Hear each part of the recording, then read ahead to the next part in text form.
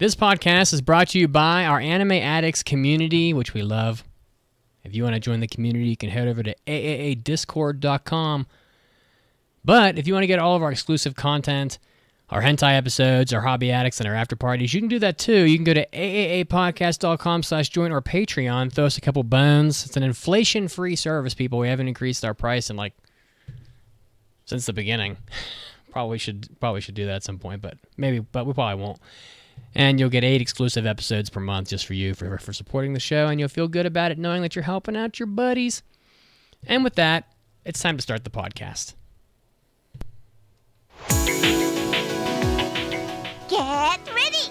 You're about to listen to the Anime Addicts Anonymous Podcast. Make your anime addiction worse at AAApodcast.com. And now, here are your anime addicts.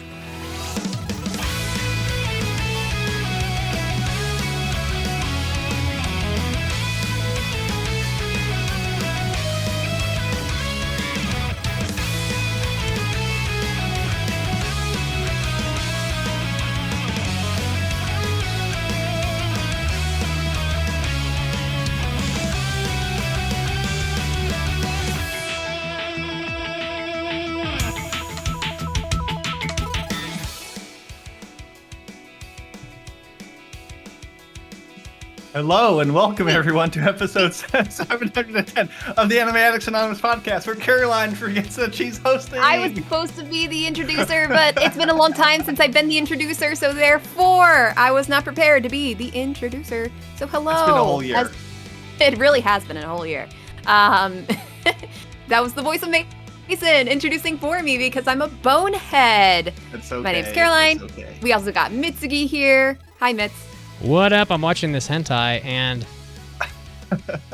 I'm now 60% of the way through the runtime, and still no one has gotten down to the naughty, but a girl did pee on the floor, so very important to note. It's a door Some prize. things never change. Welcome to You watch 2024. hentai during our podcast. Yep. And so we'll be doing a hentai episode today. All right. Woo! And I'm drinking whiskey. And people on Twitch might notice that it looks different on my screen because I switched things around. You are no longer looking at my closet. Basically, my desk was over there where my bureau is right now, and my bureau was right here.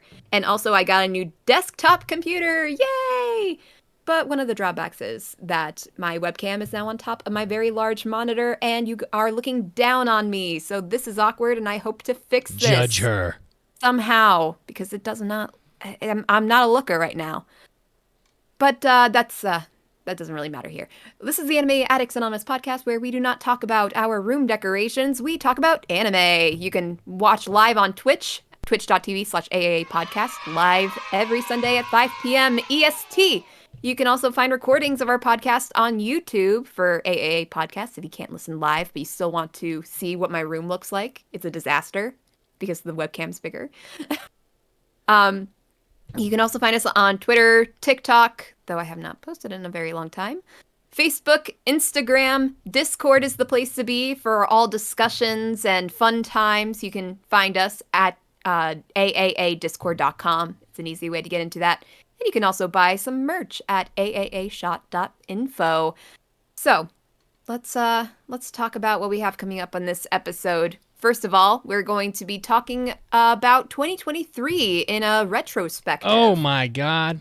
Yeah, I love to hear it.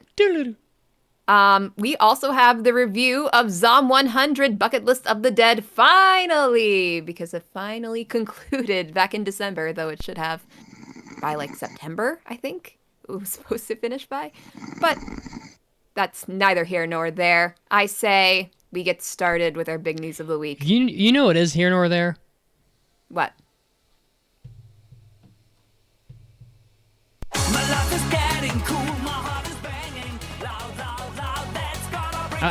I wondered if we could get a statement from you, Caroline, about your ultimate defeat at the hands of MF Ghost, and if you knew what your penalty anime would be that you have to watch now. All right, well, here's the thing. I did not have that much of an interest in this bet until both of you guys got involved in it. Then I thought, you know what, I'm going to be the contrarian. I'm not going to follow what you guys think is correct. I am going to say that will overtake MF Ghost by the end of the year. Unfortunately, did not happen. So now I am forced to watch the live action of One Piece. The whole thing? Yes. Oh, Well, it's no. what, 8 episodes? 8 episodes, like 1 hour long, almost. And honestly, not the worst thing in the world. And yeah, probably. You'll be fine. yeah, I will be okay. But I also had another penalty I had to take care of. Oh, and I didn't really? want to do 2 penalty watches. Seemed like a pain in the ass. But the betting degeneracy was merciful and gave me a movie instead. They almost gave me One Piece Red, but I'm like, I am not doing 2 One Piece properties for my penalties. So I will be watching Scott Pilgrim, the live action. Okay, Scott Pilgrim, nice. so. That'll be fun. Yeah, that's the plan. Lady Emery has made it so, and so it has been written into law. The anime court. Those pounding sounds were not the gavel. Those were Caroline's kneecaps. Oh, I will say that Overtake got a lot closer than I thought. But Yeah, what was like the final score on that? the final gap was 0.08.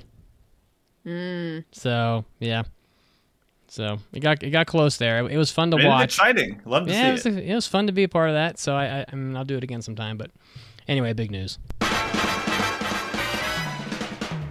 おー、大ニュースです。It's time for big news of the week. And in other news, still no one is getting down to business in this hentai. We only got 5 minutes left, so it just doesn't seem like it's gonna happen. You can't find any other time in the day to watch a hentai. I'm a busy person, okay? I played Resident Evil 2 for 4 hours yesterday, okay? It's very... Priorities. All right, so... All right. They're asking what the neon sign behind me says. If you can't read it, PlayStation 2. yeah, PlayStation 2. Probably the best console ever. ATX, which is a TV station in Japan that plays a lot of anime, has revealed their anime rankings for 2023. So they tend to go out and they poll a lot of people in Japan, and they come up with a list of the best shows from the last year. And since we're talking about this ourselves, it seemed like a good time to be revealing what Japan thought were the best anime of last year. So let's get to it. We'll see if there are any surprises on here. I'd like to know if any of you are surprised by this list, and by you, I mean Mason and Caroline. So number 10 on the We list. don't care about what the listeners think. Well, they're not here, so... And if they were, they wouldn't be able to handle the heat. It's a very tough environment. Working from Mitsugi, tell you what, I'm a slave driver. I'm a son of a bitch. And I'm that boss that everybody drinks in the hot tub and talks about afterwards. And they're like, let's just slash his tires. Anyway, that came out of nowhere. I'm just kidding. I'll give you a hug. Campfire cooking in another world with my absurd skill, number 10 of last year. Did we watch that? No, we didn't. No, I don't think so. Is that the one where he's making all the food? That's the one that I did the impression on. You did an impression on. He's like making food for Fenrir or whatever, and it was really stupid. Anyway. Number 9, The Angel Next Door Spoils Me Rotten. Didn't watch that. Anybody? I think that was like kind of ecchi-esque. Oh, yeah. Well, we know there's lots of ecchi going to be covered this season, so can't wait. I actually can't wait. It's going to be a change of pace. Looking forward to it. Pulling out my 16-year-old boy hat and put that on and get some socks and make use of those. And number 8, Caroline makes a funny face. She's like, was that a lewd comment? Why say these things? Like, You why don't do you even feel the know- need to make gross jokes? I think I'm thinking of another show. I don't think this is the ecchi one. But Caroline, what do you think 16-year-old boys do in their bedroom while they watch ecchi? I mean, I know what they do. I just don't need it spelled out for me every week. They're going to polish the fireman helmet. You know what I'm saying? Like, come on. Oh, come on, Caroline.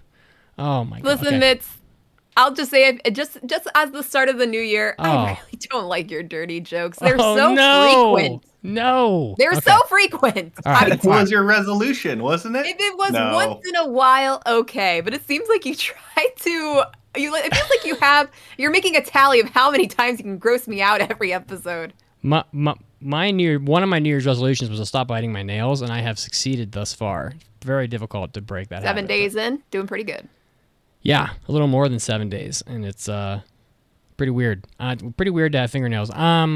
Number 8, Jobless Reincarnation, season 2, I think it was, and I have to say I'm surprised this wasn't a little higher. Maybe people were just getting tired of it, but I thought the season 2 of Jobless Reincarnation was excellent. So it might have been, in some ways, it was the best season, the best yet. So in other ways, not. But yeah, I'm surprised that was so far down the list.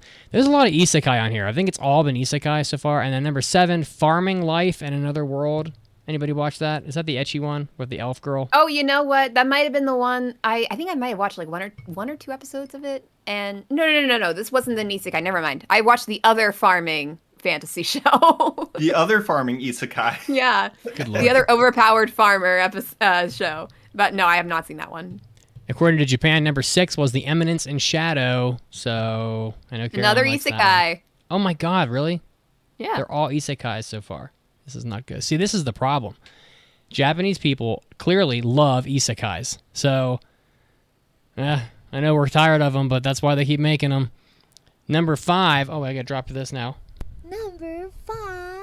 Number 5, The Apothecary Diaries. So, Not an isekai. not an isekai, and I have seen part of that, and it's, I find the main character extremely annoying. So, that'll be interesting. Not she's, Mao Mao. Come on. She's such a like, fucking main- know-it-all.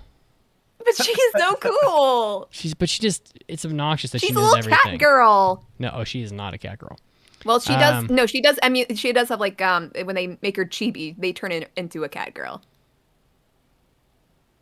Mitz is like, ooh, she's growing on me. I can't place it, but I had an inappropriate comment, and you'd be proud of me. I swallowed it. How you like that, Caroline? I did it just You for have you. to He made I an swallowed inappropriate it. comment. He swallowed it whole, baby. All right. Ah. All right. Number 4. Oni Mai, I'm Now Your Sister. I know nothing about Seems this. like a I heard about Japan this show. Yeah. It seems like it's well done in its animation and stuff. I have not checked it out. I'm not brave enough, but You're I not could brave see enough. there being an appeal to it. No, I'm not. Also, when I was thinking of the Angel Next Door thing, I think I was thinking of the Goddesses show, which is a different edgy show, and not what I was thinking of. So, Number 3. anyway. Otaku Elf. Do you guys know what Yeah. this is? I don't know this one. I watched a couple episodes. I actually really love the aesthetic of this, but it's very culturally based, and I could see it not being big in the West. But I Is it didn't mind the based? couple episodes I watched. Is it of itself based, Mason? I think it's what was that Isekai Oji-san, that uncle one? Yeah. Oh. It was so much better than that show. Like if you like that one, watch Otaku Elf. I think it did a lot of the same things better. But I don't know if it was based. It was fine. I didn't continue it, so not that based. The first 2 are not shocking at all. Number 2. Frieren is number 2, which I have seen 5 episodes of, and I find it to be excruciatingly boring. So I'm hoping it picks up at some point. So comfy. It's so good. Oh god, but I don't care about comfy things. I haven't started it yet. Melancholic, I'm playing Resident strike Evil these emotional nonstop. chords. I don't want feel good. I want feel terrible. Oh, I don't know that it's feel good. I mean, everybody dies in this anime, so it's not exactly like no one's feeling good about Good it. stuff. Okay. And number 1, Number 1. to no one's surprise, Harem Labyrinth in Another World. The children, they love it. They love Roxanne. They love Not her the breasts. children. Her breasts remind them of a time gone by when they were. Oh god. Oh, come on. No, number 1 is Oshinoko. So no surprises. Everyone loved Oshinoko. It's so Japan loves isekai and elves and Freyren's basically an elf. So they love elves and they love idols, and that's about it. So they love elves, And isekai, Mao and Mao. idols. And Mao Mao. I don't know where she's kind of like the outlier, like the SAT. Which of these do not belong? Mao Mao, clearly. So, any shockers on this list, people? Kind of surprised about Onimai because I heard about it, but I didn't think it was, that big of a deal. At least. I feel like Mushoku Tensei and Otaku Elf, if they were switched positions, it would make a ton of sense. Mm-hmm. And I wonder if they like subtracted some like long running shonens like My Hero Academia and Demon Slayer, like stuff that you would expect. Like I don't see Jujutsu Kaisen. I wonder Or if those Bleach. were. Bleach was a pretty big deal this year, I think. Mm, Or was that last year? I think they did like season 2 of Bleach this year, but I would want to see if they had any categories that did it. But no, I mean overall a pretty solid list. Yeah, and if you don't like the list, go write some hate mail to ATX so that they Go can be- move to Japan and then vote in it. It is cool though that Japan has its own like anime TV channels. So I do think that's pretty neat. So and that's it. That's all I got. What else, guys? Nothing. I kind of ran out of time with my notes. News week. I didn't see. Listen. I looked through the news for maybe 5 minutes. I didn't see anything that interesting, but I also realized, oh my gosh, we only have 40 minutes until the show starts. I need to get through all the rest of my notes, so I kind of gave up. So Okay. there you have it. Well then, we do But I have think our. that was a pretty good little news discussion. Well, it's very much a retrospective on 2023, so it fit. Yeah. Caroline, now, would you like to start the main topic for us? Yes, of course. So we're just going to do a little 2023 retrospective just to reflect on the past year. When we'll do more of that when the anime Oscars comes about. That's usually in like early March, right? Yeah, something like that. Yeah, so that's coming up. But since it's the first episode of the new year, technically based on, when we're recording, we're just going to take a look through the past year and see what really hit the highs and really hit the lows. Mm-hmm. So first up, we have our current top 5 shows of the year. Now, this is subject to change, of course, because we still have some fall shows to get through. And some shows that I've yet to even finish, to be honest. But this is kind of just our general thoughts of what the past year was like in terms of our favorites. So starting off with our number 5 spots. Mitsuki, would you like to go first? Heavenly Delusion from me. I think that show was quite good. I'd like to see more of it, so I'm hoping there's more content coming. But Heavenly Delusion was a good show and had one of my best scores of the year, so that one is where I went. My number 5 spot went to Skip and Loafer. Just a very feel-good, pleasant show. Nicely done. I liked the characters, and yeah, it was just it was definitely one of the standouts in terms of just slice of life, a little bit of romance, comedy, etc. Just good, just feel good. Yeah, I have to agree with Caroline. I think that dance they do in the opening still lives rent-free in my head. That little shimmy they do going side to side, and it's so good. I also have Skip and Loafer at my number 5. Though, like Caroline mentioned, there's probably, between now and Anime Oscars, there are 3 shows that I want to finish that might supersede any of the 5 I'm going to talk about today. And if you can guess what those 3 are in like a comment or something, I'd be very impressed and I'll shout you out. But yeah, for right now, Skip and Loafer hanging on 5th spot. You guys are just copycats. We are, We have because a it's a kind good of show cool and you list. didn't watch it because it's a romance show and you're Ha ha. not missing much. I wouldn't have changed your mind, but it's good. All right, Number your 4 number for 4? me. Number 4 is Pluto. Pluto was very good. I don't really have a lot of problems with Pluto, honestly. I don't think I enjoyed the ending of Pluto all that much, but I did enjoy the mystery and the unraveling of what was happening. And it's definitely a show that you could show your parents. So it is. I feel like it's a show that kind of can reach into that more adult audience, which is I think anime needs some more of that, because if it wants to keep growing, it's going to have to find new audiences. And well, it's a no-brainer that anime is an easy target for kids and teenagers and even people in their 20s. But you go past that, and you need to kind of like have a different kind of offering. So, but Pluto, I think, is one of those. Netflix is doing a smart move by bringing more of that content to their platform. So. And Naoki Urasawa is a fucking genius. So good. Yeah. I'll actually give like a bit of a spoiler on the rest of my list. I did not put Pluto on my list. Oh. I did think about it. It's just that I think it just did not land the last half for me. And so my top 5 shows are typically shows that I enjoyed throughout. But granted, I did consider putting Pluto on the list, just because that first half was really good. My number 4 spot goes to The Dangers in My Heart. Hey. I know what Mitsuki's gonna say. It's stupid. Fucking Does great. not deserve 5 to out of be in a 5. top 5. But it was so good. I love it so much. I love these kinds of shows. Have you started the second season yet? No. Oh my god, no, it's the but I second will season be. already. Oh It's gosh, this imagine season. if I passed Yeah. it. Imagine what. Yeah. But I'm definitely going to. It's on my impressions list, so I will get to it soon enough. I do know that an extra episode came out, like an OVA or something, something extra. But I am interested to see where the rest of the show goes. It was just on top of being like the plot isn't exactly reinventing the wheel at all. But it is just so nicely done, and the music really got to me. I really liked Anna. She was great. And there was something else. I kind of forgot what I was going to say. Yeah, just overall, just so well done. And I had to put on this list. Mason, sorry?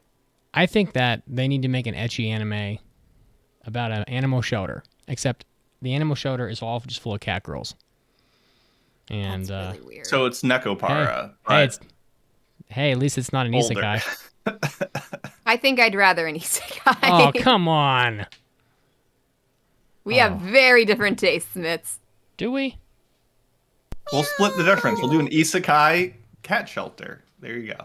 All right, Mason, what you got? Oh, right. And the extra point I nearly forgot. Dangers in My Heart made me win Mid-Wars the first time I was a part of it. wow. that's why you So like I it. had to put it up there. And put me on the I map. stand by it. I stand by it because I stood by it and it stood by me. There you go. A tale as old as time. You love to see it.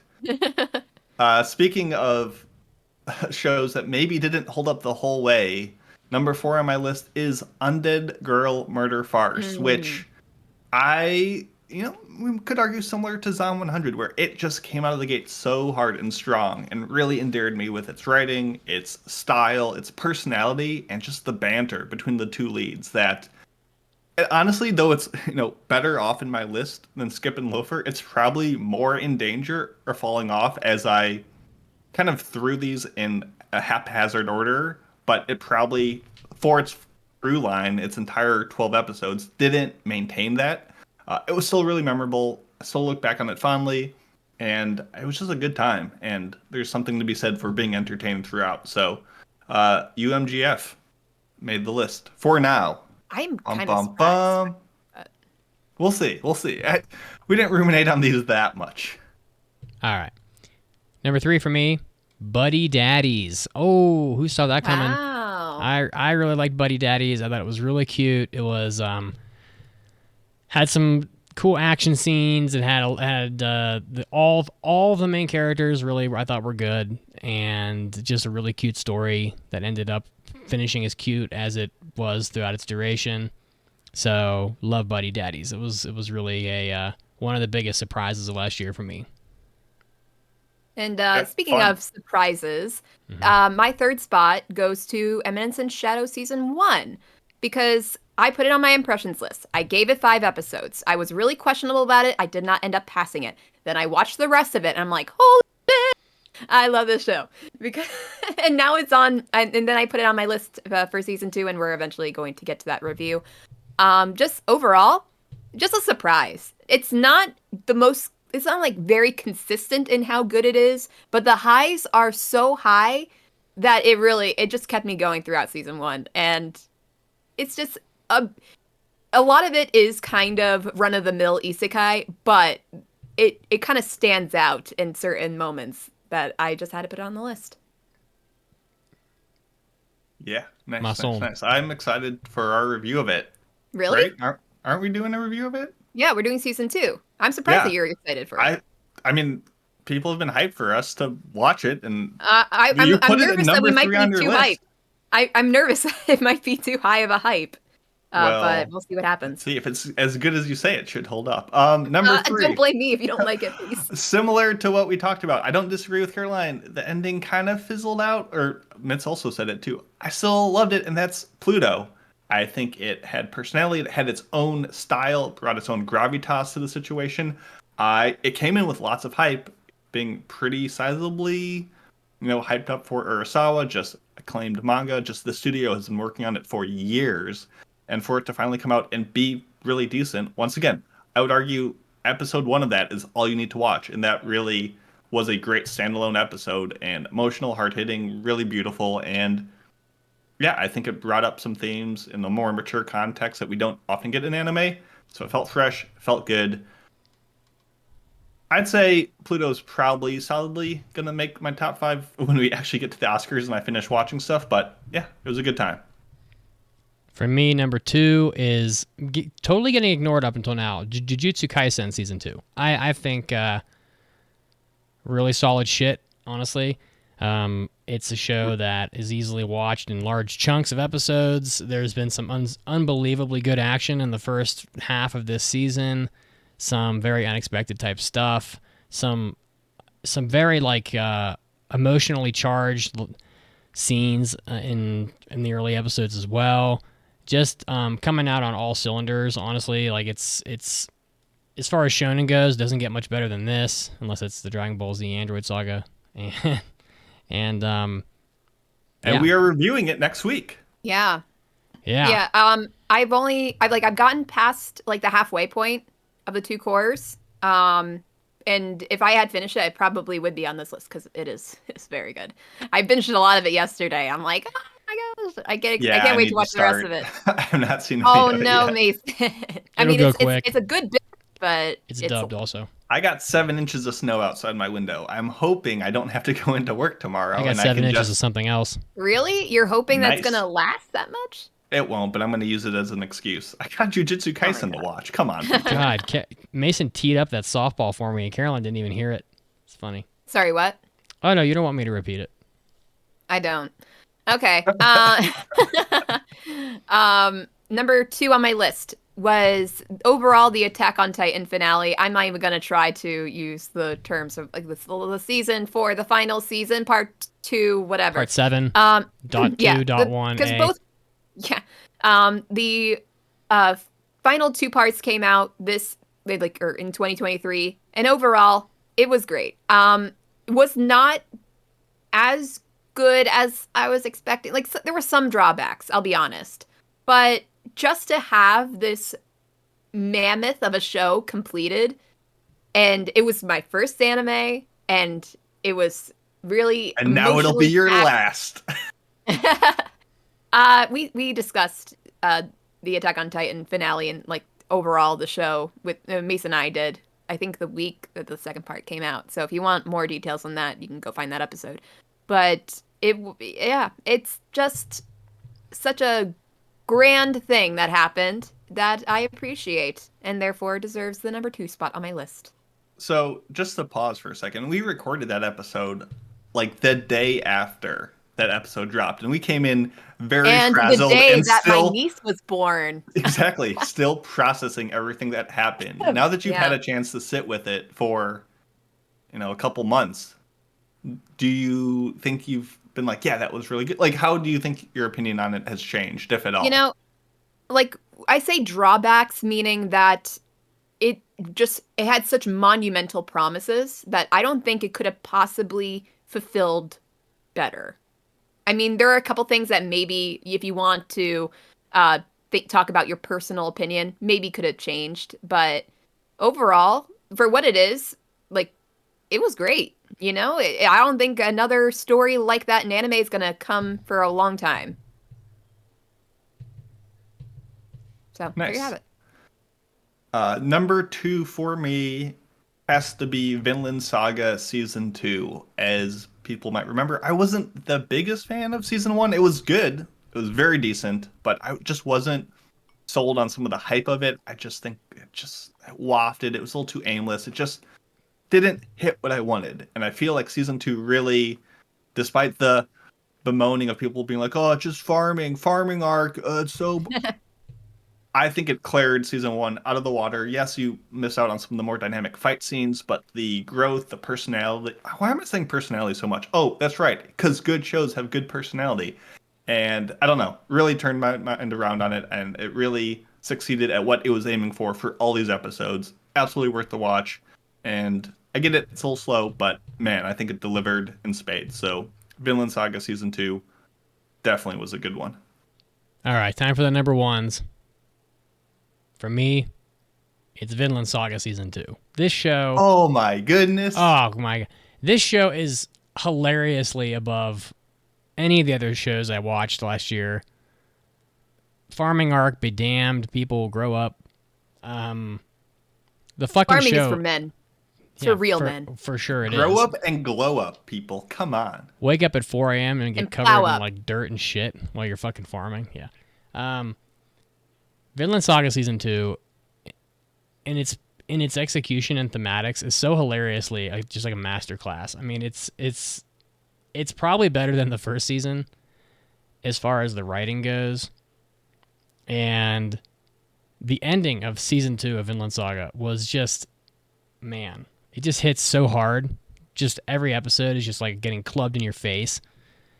And Sometimes literally. unfucking believable. I mean, yeah, sometimes literally. I can't say anything else. It's just that damn good. And if you haven't seen it, it's a show that pretty much anybody of any age, except maybe little kids, can watch. And there's a little bit of something for everybody in Season 2. But well, just in general. But you're not going to get a lot of Thorkel in Season 2. People will be like, oh, Thorkel, where is he? And it's like, well, Season 2 wasn't really about all the fighting and the war and the killing. So there was no need for Thorkel. Caroline, what is your number one? My number one is Vinland Saga Season 2! Pew, pew, pew, pew, pew! Bwah, bwah, bwah. Bwah, bwah, bwah. Yeah, so basically echoing a lot of what Mitsuki and Mason said before, just a strange thing happened where it's so different from Season 1, and yet it is just as good, and for certain audiences, better than Season 1. I can appreciate Season 1 for what it did. I can appreciate Season 2 for what it did. It followed through on some of the emotional beats of Season 1 in a much different way. And it's just crazy. I didn't, like, because people were talking about, like, oh, Farmland Saga, what a drag. Season 1, just don't even bother with it anymore. But it just, it really pulled through, and it surprised me. And, yeah, it was really great. All right, Mason, bring us home. Yeah, so number one show of the year has to be the show I gave a 5 out of 5 to, which is Tengoku Daimakyo, aka Heavenly Delusion. I get that the show is not for everyone. Some messed up stuff happens in it, and it's tricky. It doesn't have the most satisfying of endings, and it just is dense, and it's everything I wanted for the most part out of anime. It does things so well, from the soundtrack to the voice acting to the writing to the characters with the personalities to how it plays with time and showing, not telling. I think it just is a masterclass across the board. Not a perfect show, but perfectly what I needed in something that bucks tradition, is unique, its own thing, and I'm excited to see what comes of it next. And even if we don't get any more ever, I think it was still just a really good time, nothing quite like it, and what I come to anime for. So, not counting Frieren in my list because it's not over yet.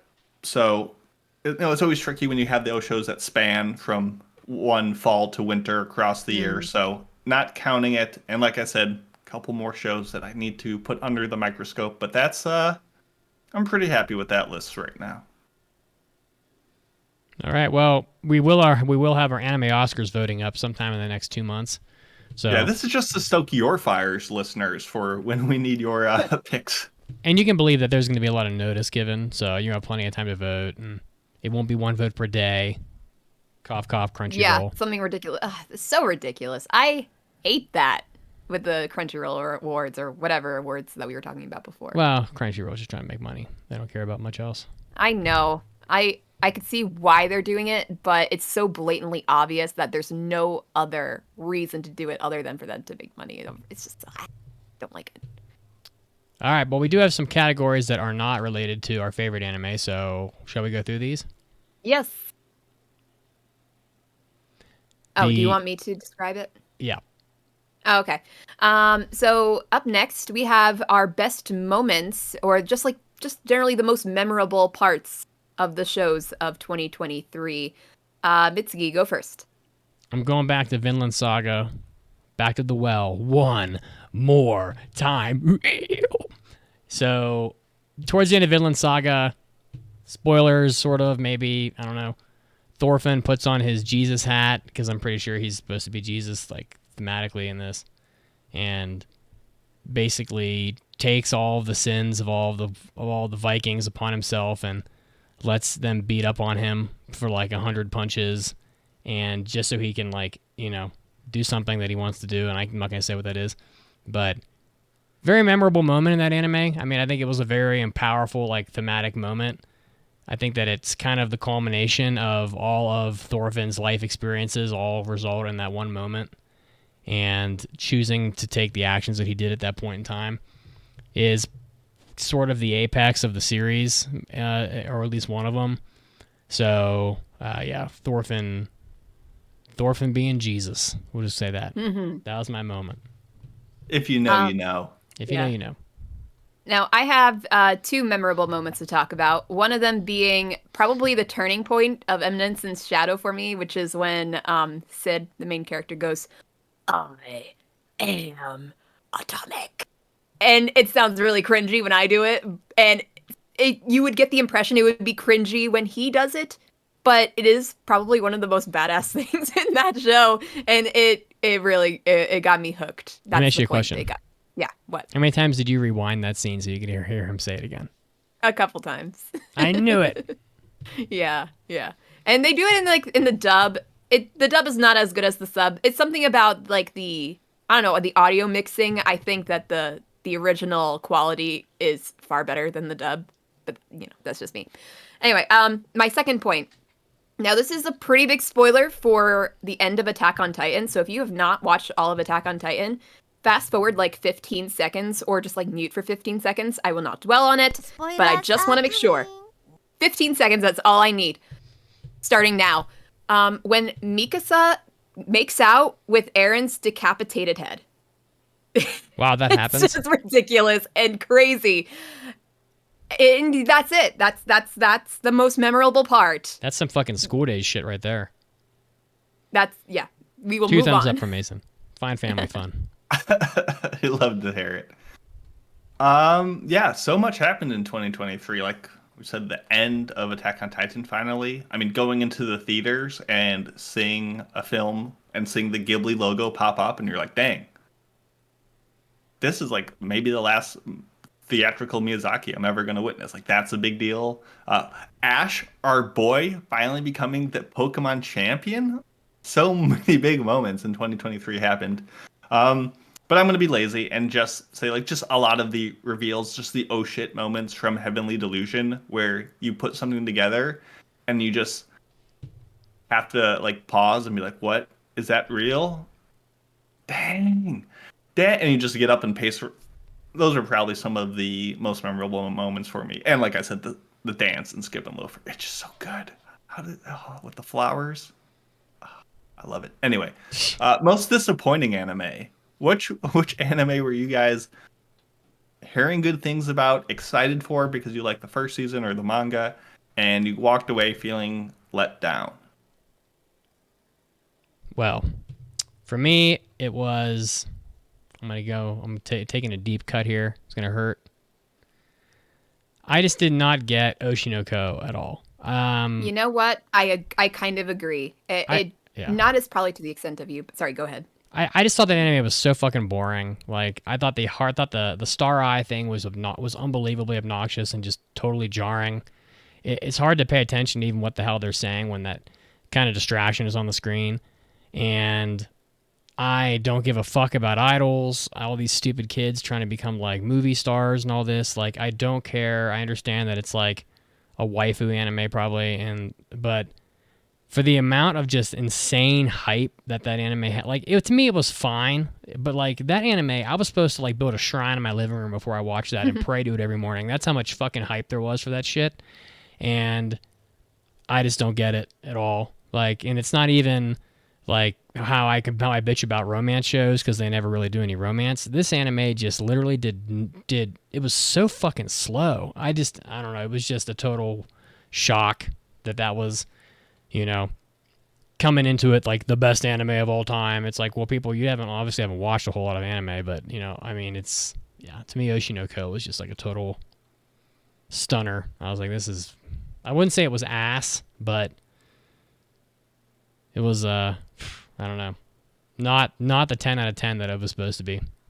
Yeah. So back to what I was starting to say earlier when I realized I was cutting you off. Sorry about that. That's okay. I agree for a lot with what you say. I didn't dislike it as much as you did, but looking back at it, it definitely was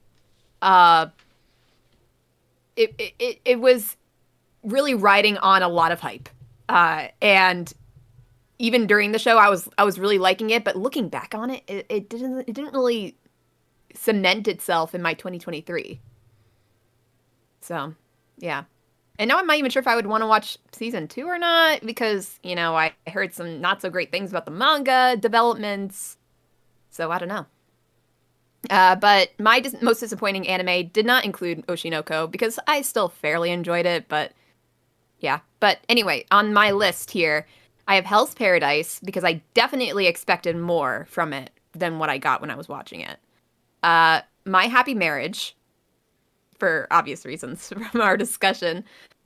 Saving 80k gold in Another World for my retirement, because I thought it was fairly entertaining for the most part, and then it really shot the bed at the end. And I forced was it Mitsugi or Mason to watch this? I think it was Mason, right? I think so. Yeah. I can't even fucking forced remember. Mason to watch it for review, and it was not a good move, unfortunately, on my part. And last but not least, slight spoiler for our rest of the episode, Zom 100 was a bit disappointing. Oh, no. But that more will be discussed on that later on. Yeah, I think the saving 80k gold was the same episode we did the Attack on Titan Yeah, it was. It was. What a dynamic that was. Yeah, peaks and valleys. Yeah, my most disappointed, similar to how Mitz described Oshinoko and what Caroline said, Hell's Paradise. I think it looked good, it had good ideas, and it just didn't have as much substance as I think I wanted coming away from it. It was fine, but not all that. And as far as shows that I had low expectations for, and it somehow sunk even lower, was the Reborn as a Vending Machine, which I thought... I don't know how you had any expectations. I didn't. That. Did you see the blonde chick in that? Why was it disappointing to you then? Because it was somehow still submerged, like a submarine below them. What you said. And I was like, my expectations were so low. I remember as a kid, I would always read the newspaper movie reviews. I would never watch these movies. I just loved reading reviews. And I read the review for Cat in the Hat, like the Mike Myers live action one, which was, I think, universally considered one of the worst movies ever. And it had like a 1 out of 4, a half star out of 4. And I'm like, this is the worst thing ever. And then a month later, my school's field trip was to go see Cat in the Hat in theaters. And because I had such low expectations, I walked away saying, like, you know, all things considered, that was fine. And that's what I was expecting from Reborn as a Vending Machine. But no, tunneled below it. And the other show that just was so disappointing for what they did to my baby was Fooly Cooly Grunge, which was like season 4 that nobody asked for, and just tarnishing all over the legacy of a great property, which didn't ruin anything. It was so not connected that it can very much just be eradicated from my mind, but it still let your boy down, and it made me sad. So that's why it's on the list. What was the most unexpectedly good show, though? Yeah. Let's bring it back. There were some of these, like Buddy Daddies could have been on this. Because I thought Buddy Daddies would be fine, but I didn't think I would like it that much. But especially coming off the heels of Spy Family, and you're like another found family one where they're not parents, but they're kind of yeah. Buddy Daddies was good.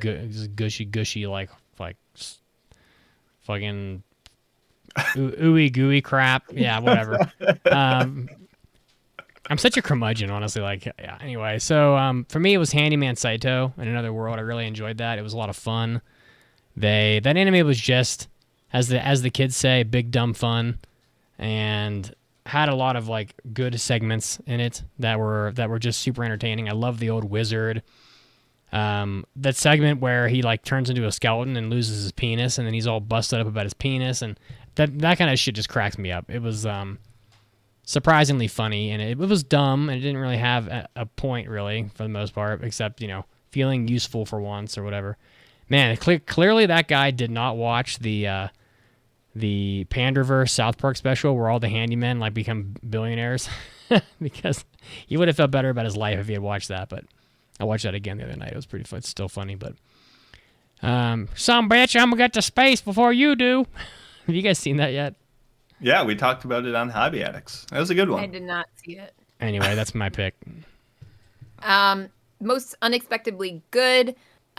Both of these things I talked about already. Eminence and Shadow, and I specifically said most unexpectedly good when I talked about it at the first part. And The Dangers in My Heart, because I just liked it a lot more than I was expecting. Even though like the plot is kind of made for Caroline, MFC, if you will. But even like the written plot, yeah. Even the written plot like on Mal didn't quite reflect what I was expecting, I think. Because I was expecting like, oh my gosh, this main character is a psychopath serial killer. But it turns out he's really just an awkward teenage boy.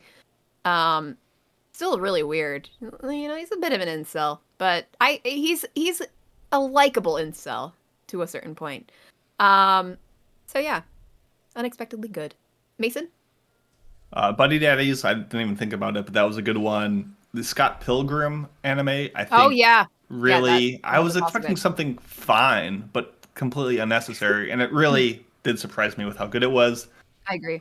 There's a bunch of good sequels that really upped the game. You had Inspector, you had Bungo Stray Dogs, you had what was the other one I was thinking of? Link Click Season 2 all really came in with sequels that I thought were stronger than the first, but no sequel really upped their game, in my mind, than Surune, which is the Kyoto Animation like boys archery show, which Season 1 was just kind of drab and fine. Like, it looked pretty, but it didn't do much, and I think Season 2 really made the show come into its own and really was a glow up that I was happy to see. So Surune Season 2, I don't know even why I started it. I was like, I'll watch an episode and be like more of Season 1, but it really did turn the tide, and I really enjoyed it, so that's my pick. All right, and our favorite season overall. Yeah, so for me, it was the winter season. The winter season just had too much in it. It had Buddy Daddies, Vinland Saga, Handyman Saito, Tomo-chan, and others. So, these are all shows that I enjoyed, including Tomo-chan, believe it or not. And, yeah, it's just... And, I mean, the winter season's usually strong anyway. So it shouldn't really be a shock to anybody. Yeah, I concur. I also put down winter as my favorite season because, also Vinland Saga Season 2, as you said. Then my Made for Caroline shows, Kubo-san and Ice Sky. And then you got Eminence, To Your Eternity Season 2 was really great. And Attack on Titan, as mentioned before. All very good shows. I actually picked the spring season. I normally pick winter or fall. Always had to be different. But I think, not just because it had Heavenly Delusion, which was my number one show, but I think no matter what type of anime fan you were feasting this season. If you were into hype new shows, you had Oshinoko, Heavenly Delusion, and Hell's Paradise. If you wanted returning side stuff, you had Ranking of Kings, Konosuba, Ancient Magus Bride, Kaguya-sama, The First Kiss. You had just a bunch of content there. If you were shonen head, you had Demon Slayer, Dr. Stone, Mashal. If you loved romance, you had Skip and Loafer, Dangers in My Heart, Yamada-kun, and Insomniacs After School. Like, I'm not saying all those shows individually were amazing, but spring was serving up a dish for every palate in anime, and I appreciate that, even if they were all kind of like a buffet thing where you're like, not the best quality, but you got to sample a lot, and I appreciate that from spring. So, good job. I think fall has the because we haven't really gotten into our fall shows yet, but Yeah. that probably has the probability of overtaking. I mean, I've been winter. very hyped for fall, with Freya and Jujutsu Kaisen, all that stuff. So we'll get to that. We'll see. Well, that's what the Oscars are for, to give us more hindsight on what we haven't done yet. And finally, how do you guys think this year, 2023, compared to the previous couple? You like it more, so you guys got less? statistics here. How did you guys get statistics? Well, 'Cause I I went didn't to AnyList, which logs everything. So that's where I went. La-dee-da. Anime News Network does the same thing for the most part, although I'm not quite as adept at using it, so I had to export the picks per year to Excel and then get the average like that. So this was actually done in Excel. Pretty funny. For the last 4 years, my average rating for a show out of 10 has been 5.7 or 5.8 every year. So, and then in 2019, my average score was a 6.6. So 2019 must have been a really good year for anime. I'm taking a look here. Or you realize that was the year where I joined the podcast, and I just started ruining your life. Oh, well, I had to cope somehow. Caroline has nothing. Mason. Well, I did go to anime.plus. Oh wow. And I found some stuff there, but it's not like the same stuff that you guys got, which was That's what I was fine. looking for. We're not looking for numbers here anyway. Just generally, I am. do you think this year was stronger or worse? Well, then I went to favorite years, that section on anime.plus. And that takes your information from my anime list. And the mean score of my titles from 2023 is 6.96. Jeez. Yeah. You're generous. But I'm also a very... Wow, I'm a what very an enjoyer. You're like Lady Emery. Lady Emery gives Cringe. everything an 8, 9, or a 10. Yeah, I do have a tendency to rate a little high. But in comparison, in 2022, I had a mean score of 6.69. So we got a lot of 69s in this area of the last couple of years. So better. And then the down in the depths was 2021, a 6.07. That was the lowest of my scores of the past 4 years, actually, because the previous year before that was 6.33. And around this time is when I joined the podcast, so I've had to watch a lot of lowballing everyone's scores. Yeah, so my scores have been lower compared to my scores from like the 2010s, but that's probably just because I've been watching shows that I typically would not want to watch for the purpose of the podcast. So apparently this year has been better, which I'm kind of surprised by. But does it feel better?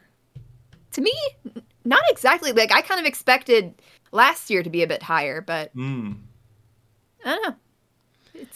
That's what Attack on Titan finishing will do to someone.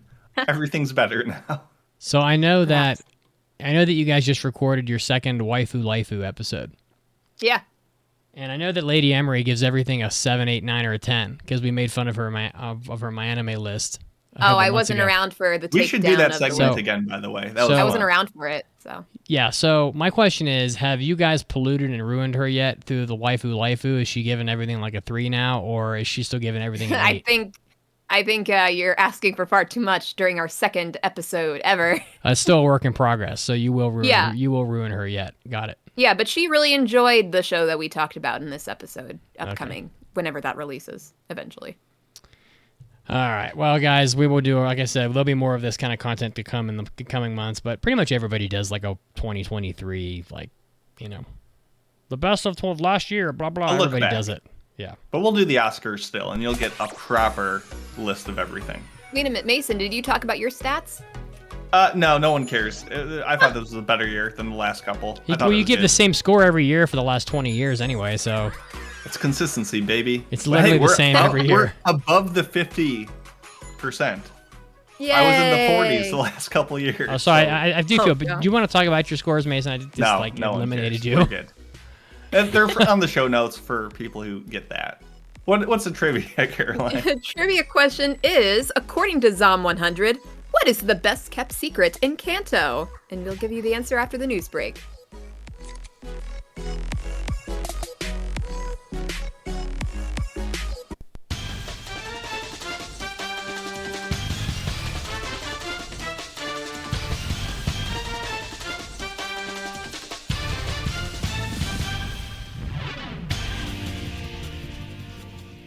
Hey, Anime Addicts, this is Mitsugi, and I'm bringing you your anime news. Starting off with some Japan theater news, the film Spy Family Code is still at number 1 in its second weekend in Japan with an 800 million yen take-home, which is, in today's dollars, about $5.5 million. So the film sold 585,000 tickets, and the total cumulative take-home for the film is about $24 million right now, which means that it's steadily on the decline. Probably won't break 30 million if I had to bet in theaters, which is still a good amount of money, but it does fall pretty far short of films like the Slam Dunk movie, which had over $100 million in theaters. But good on Spy Family and its continuing success. Next up, the Pokemon Company donates 50 million yen after the January 1st earthquake. So for those of you that don't know, there was a 7.6 magnitude earthquake that struck the western coast of Japan, the Noto Peninsula in particular. Of course, people are freaking out about tsunamis and whatnot, which is understandable after the big tsunami that happened some time ago. But the Pokemon Company announced that it donated $345,000 to the Japanese Red Cross to support organizations to help people and to clean up the areas affected by the quake. So also, the Pokemon With You Foundation says that they will continue to support children affected by the earthquake through activities. So good on Japan, just working together to overcome tough times.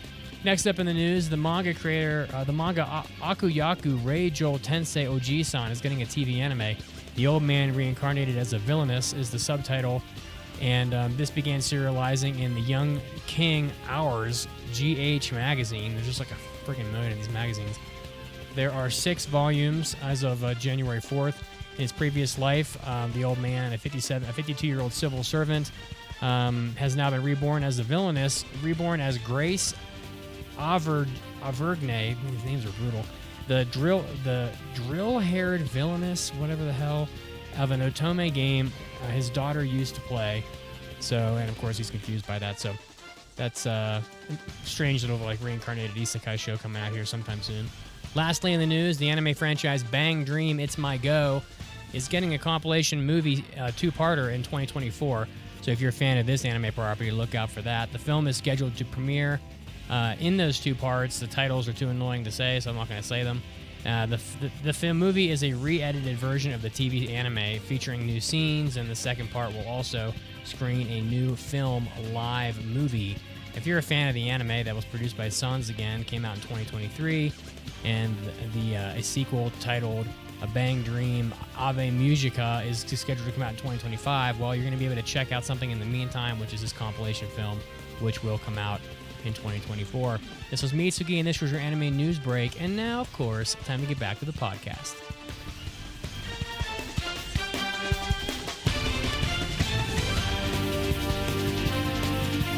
After Parties Hobby Addicts Hentai Episodes. After Parties Hobby Addicts Hentai Episodes. After Parties Hobby Addicts Hentai What Episodes. in the world are you two doing? I'm trying to sleep here. It's midnight. We're using Mandy's arcane power to do a content prayer dance. Yeah, we're hoping the content gods bless us with thrilling entertainment for the fans. Content prayer dance. You know, there's a much easier way to make better content. How about starting with studying our vast archive of additional content on AAApodcast.com? Oh, I already have. I mean, it's only $7 a month for almost 8 additional episodes every month. That's less than $1 per extra episode and super easy to get to. Just gotta type aapodcast.com/join to become a member. You went through the whole archive? It's hundreds of hours. Well, Senpai, anything is possible. If you believe. I think I'll just leave you two alone. Hey, is he gone yet? Yeah, ready. Yeah. After Parties Hobby Addicts Hentai Episodes. After Parties Hobby Addicts Hentai Episodes. What does Kazuo think of Evangelion? I understand that End of Evangelion was a conclusion for the series, but that didn't come out till way later. That's like someone giving you a cheeseburger, but instead of like the meat, it's dog shit. And then later on, they're like, oh, here's the meat patty. Yeah, but I already ate this shit burger. I mean, I get that the meat patty kind of like helps, but the burger is on its own. So that's kind of how I view Evangelion. It's like a dog shit burger with a meat patty that you get later. So no, I didn't really enjoy it all that much. You don't like eating dog shit? Not, I mean, only on Wednesdays.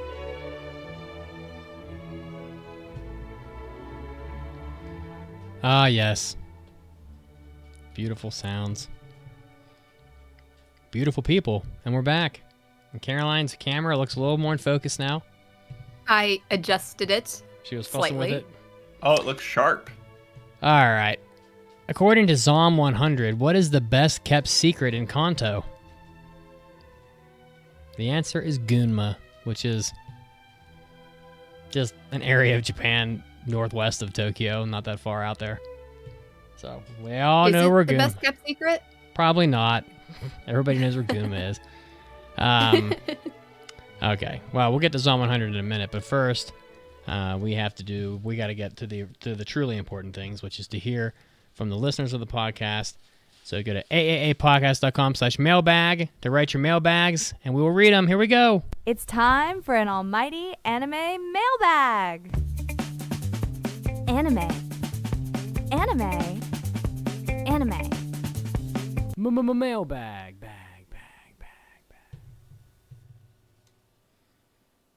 I was too busy dancing. Mailbags can be sent to us at aapodcast.com. Click on the mailbag button at the top in case you didn't know.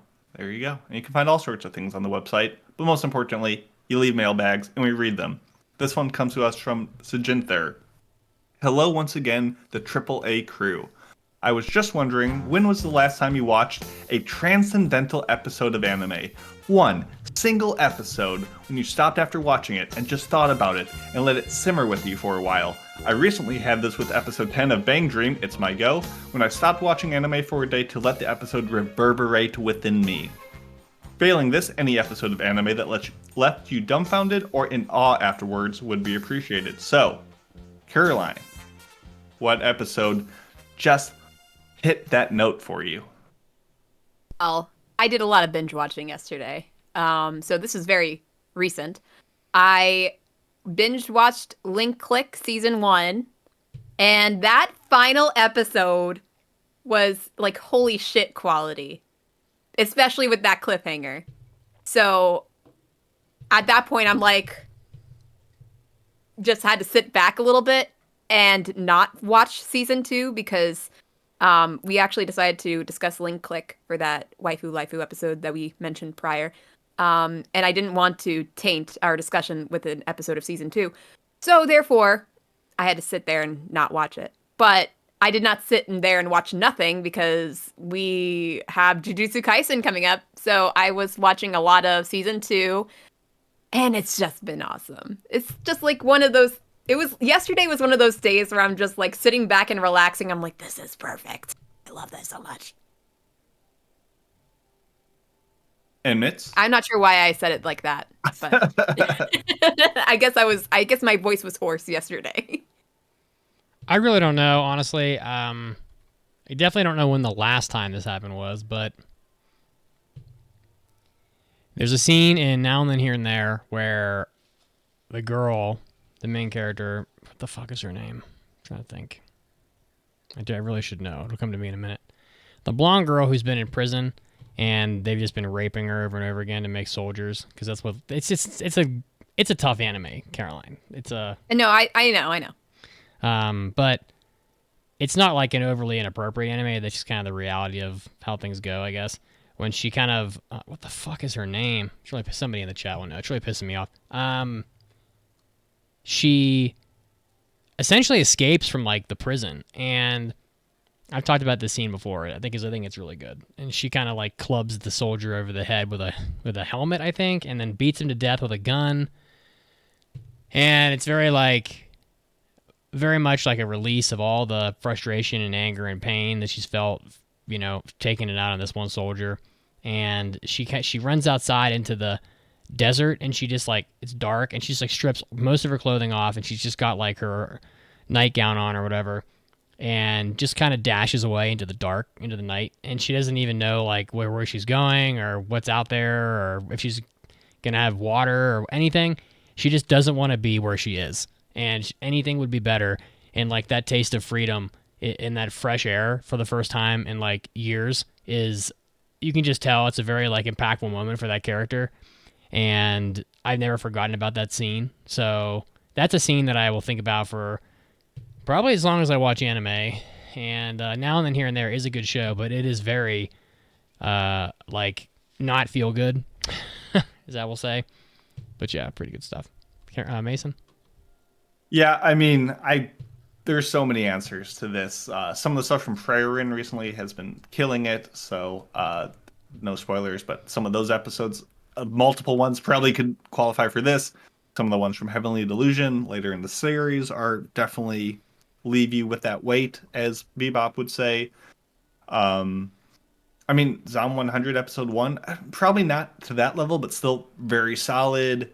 I've just started rewatching Land of the Lustrous, and just those piano notes at the beginning are just still like, oh yeah, I forgot, this is spectacular content. So there's too many good episodes up there. We probably could do a rundown of like our favorite episodes of all time one day, but yeah, any good show probably has at least one masterclass episode in it. And I've heard nothing but great things about episode 10 of Bang Dream, so maybe one day I'll watch it, but it's not this day because we have a review and we don't got time to watch shows. We gotta talk about shows. By the way, that girl's name was Sarah, so that was obvious brain fart. I'm getting old.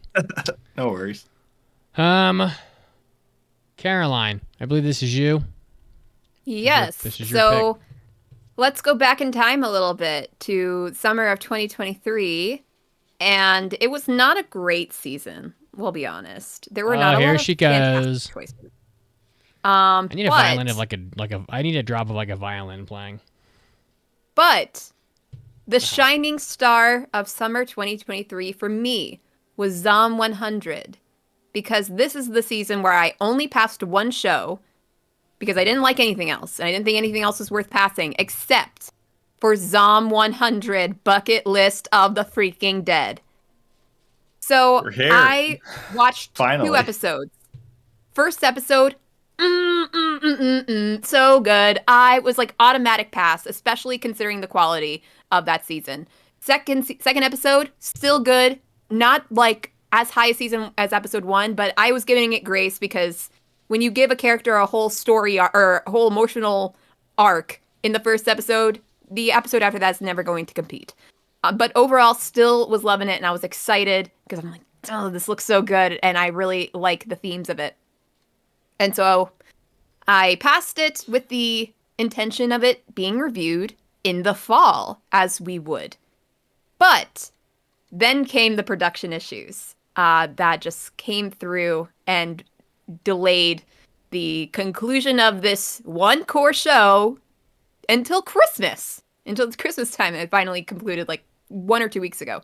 So now we are finally here. So it was passed by me, as I mentioned, in episode 688. You can watch it on Hulu and Crunchyroll, and here is the synopsis. After graduating from a top university, life seems to be going pretty well for Tendo Akira until he realizes that sleepless nights and brutal work are his new reality due to 3 years of mind-numbing labor in an exploitative, is that how you pronounce it, company? Akira is unable to recognize the tired, unaccomplished person he has become. On track to losing all passion in life, like several of his overworked colleagues, Akira finds his saving grace in the most unexpected way possible: the breakout of the zombie apocalypse. With the free time he finally has, Akira decides to complete a bucket list of 100 things he wants to do before he eventually gets turned into a zombie. Although he's surrounded by the dead, Akira has never felt more alive. It's directed by Kazuki Kawagoe.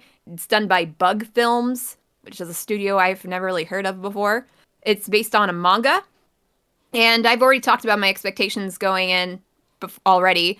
Just was really excited for this show after the first episode, but after I heard about the production issues and the delays as the season went on, and more people were talking about how the quality of the first episode set such a high bar for the rest of the show that it just could not even pretend to meet.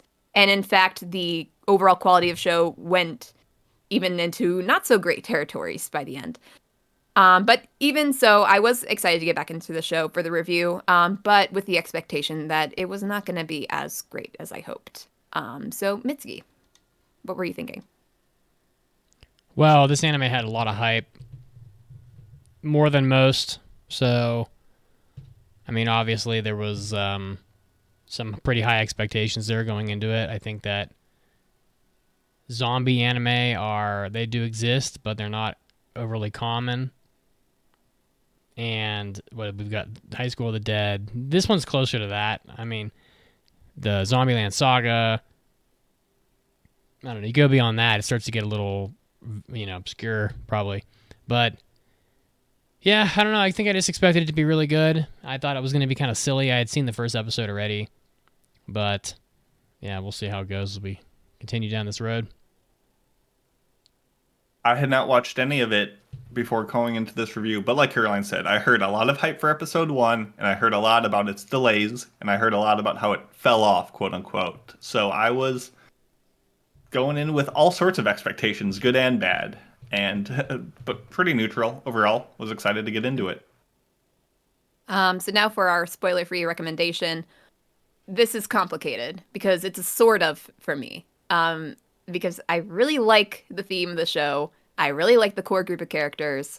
Visually, I thought it was great. It was so colorful and fun.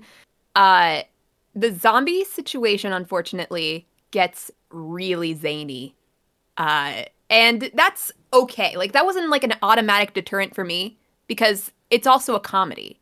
And I knew it wasn't going to be about the zombies. The zombies are more of a device to get to the developments for the characters. But since it is a comedy, it is also a hit or miss comedy, even for me. Sometimes I thought it was really funny, but then there's like the random fart joke here and there. And it's not even like a constant thing. It's just a random fart joke, which, not There's dick really jokes, the great. too. What? There's dick jokes, too. Don't forget that. Oh, yeah, plenty. And then Kensho, like the friend character, just gets inexplicably butt naked for absolutely no reason. And apparently it's supposed to be funny. Like, he's supposed to be a stand-up comic, and yet he just gets butt naked, and that's apparently comedy. I'm like, I don't get it. It's only because you didn't see him eat udon with his butt. What? Yes. It's just... Maybe I'm just going in with the expectations of an American stand-up comic. comic. It's a Japanese style. But even then, I'm like, I kind of don't get it. Like, where are you going to find a stand-up comedian in Japan that gets butt naked on stage? I don't know. And so that just got old as Suna was introduced, and yet they did it 10 times in the show. Like, I'm not even really exaggerating. It was probably that much. The introduction of villains brought the show down, and it really did not need villains. I thought it was great as a slice of life, and then they bring in like these mustache twirling villains that are so obviously evil. It just was not necessary. It could have just been a really fun road trip of the apocalypse, and yet, they really had to bring them in. But generally, I still liked the show. I probably would watch the season 2 if it stayed away from the terrible villains, maybe. But the quality of the first episode, it kind of cursed the rest of the show, I think. Because now everyone liked that first episode, and they had high expectations going into it. The couple episodes that followed it up, it was still good for me. But, yeah, the rest of the show just did not really hit that high anymore. So that was sad. I would say watch it, but just go in with the lowered expectations that we mentioned. So, Mitsuki? This anime started very strong and then ended up being pretty meh, I would say.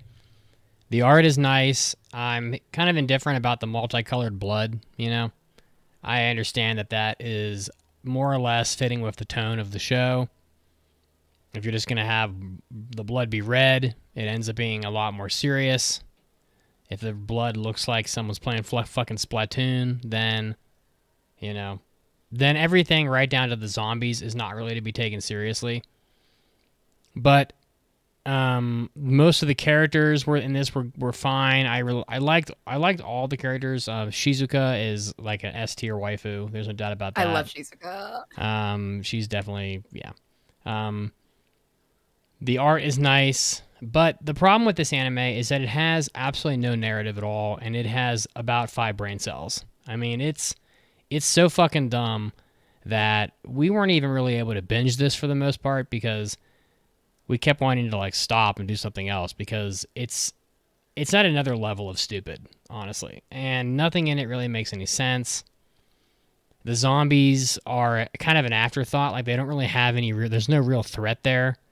They're in the show, but after like episode 2, like the show is so Saturday morning cartoons with how dumb and unrealistic it is that the zombies are ultimately, they're there, but you know they're never going to really be a factor. I mean, come on. First of all, the zombie apocalypse, you're not going to have any electricity. We talked about this in the Hobby Addicts. There will be no water. There will be no internet. You're not going to be riding your motorcycle that you randomly found on the street and magically knew how to ride it and had the key for it. And ride motorcycles before? Or no, that was his dream to get a motorcycle. He was trying to get his license, though, and he knew. Well, and they talked about how if you turn a zombie, you're not going to take your key out of the ignition. Have you ever driven with a 70-inch flat-screen TV on your motorcycle? With a naked man on my back, not yet. That you drove up an escalator, probably in an underground. It's a zomcom, like it's. I'm just saying the show is dumb. Like, it's very dumb. I'm not arguing. There's no narrative at all. Crossing off your bucket list is not a narrative. So let's just get that out of the way now. What about that movie about the bucket list? I don't think I saw that. Is that like with the old man? Yeah. Yeah. So this anime. There's probably more of a narrative in that one, to be honest. Yeah. This anime can go on forever. I mean, honestly, he only got like 12 things done on his bucket list in 12 episodes. So, giddy up for 100 episodes, I guess. But Zom 100, a little disappointing. The show nosedived around episode 6. As soon as he ran into his old boss, and we had to sit through that 40-minute like slog that really only resulted in Shizuka having like a good speech. Those 2 episodes were absolutely terrible. The blonde girl is essentially in the show only to have giant tits. That's the only reason why she's in it. Every time she's on screen, her tits are the focal point of the shot. And then the last 3 episodes in the village were like, I don't know. I don't know where the show is going. At least High School of the Dead had like an objective, which was to get the fuck out of Tokyo. This anime is just like, apparently the roads aren't blocked. They're able to go to Gunma, I presume on foot. I don't fucking know, but Gunma's not close to Tokyo. So they had the whole episode about getting an RV. Yeah, it was not on foot. And the roads aren't blocked? Yeah. Give me a fucking break. Yeah, okay. Yeah. I'm not. It's not supposed to be serious on the road. People just keep on driving. It's very unlikely. Yeah, this show is not about the zombie apocalypse. It's really just a way to get the characters to realize like the meaning of life, basically. Yeah, it's YOLO, the anime. Yeah. All right. Well, Mason, I think you're up. Yeah. I mean, I think the show did a lot of cruddy things. I thought the characters were not good at all. They had no growth. They were so static. The people would die right next to them, and they would be like, "Well, I guess I got a TV." Like, I get that you're happy-go-lucky, but really it was rude. So cartoonish. There was no development.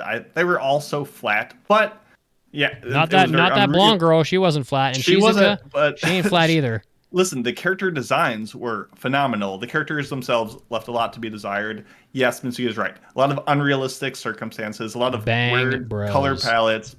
But all things considered, like, it was just a fun comedy for the first half. It was just goofy, and it didn't take itself too seriously. It played around with a lot of tropes, and it zombie was shark. Really well written. I love the zombie shark. That was a great episode.